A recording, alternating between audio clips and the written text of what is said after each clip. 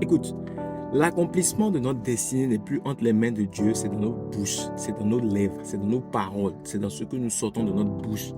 Dieu a déjà écrit notre destinée, Dieu a déjà établi de bonnes choses sur nous. Nous, maintenant, notre responsabilité, c'est d'aller découvrir ce que Dieu a dit sur nous dans sa parole, ce que Dieu a dit sur nous de manière spécifique et proclamer ces choses-là, déclarer ces choses-là sur notre vie. Quel que soit ce que nous traversons, quel que soit ce que nous voyons, nous devons proclamer les bonnes paroles de Dieu sur notre vie.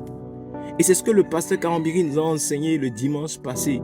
Et il a pris l'exemple de ces espions, des enfants d'Israël. Dieu leur a dit, je vous donne la terre où coule le lait, le miel et tout ça là. Et ils ont envoyé 12 espions. Parmi les 12 espions, les 10 sont revenus avec des rapports négatifs parce qu'ils sont allés sur le terrain et ont vu que les choses étaient compliquées. Genre, il y avait des géants là, il y avait des choses, il y avait ce que Dieu avait dit, mais il y avait des blocages apparents, des blocages visibles. Donc, parmi les 12 espions qui sont allés explorer la terre que Dieu a déjà dit, Dieu leur a dit que c'est votre destinée de prendre la terre de Canaan et ça sera votre. Dieu leur a dit que tout est déjà pour eux. Mais qu'est-ce qui est arrivé là?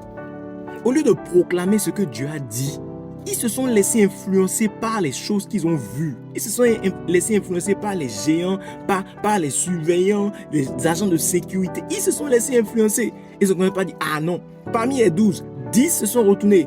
10 ont dit on ne peut pas aller là-bas. Si on va là-bas, on va mourir. Si on va là-bas, ça ne va pas marcher. 2 parmi eux, Caleb et Josué, ont dit, Dieu a dit que cela sera fait, donc on va entrer. Et finalement, parmi ces 12-là, parmi les enfants d'Israélites, là, c'est Josué et Caleb qui ont pu entrer sur cette terre promise que Dieu avait promis. Il y avait des blocages apparents, c'est clair.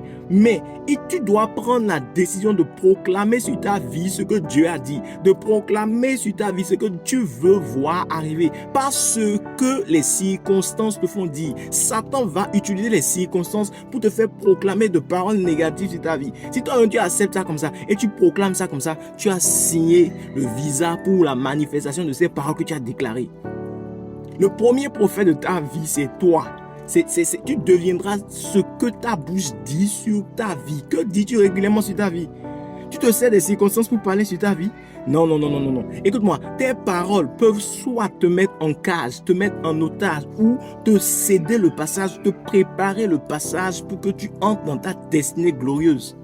Ça dépend de ce que tu dis. Que dis-tu sur ta vie? La vie et la mort sont pouvoir de la langue. Ne permets pas à Satan juger les circonstances pour t'amener à détruire ta vie par tes paroles. Tu es le premier prophète de ta vie. La vie et la mort sont pouvoir de ta langue.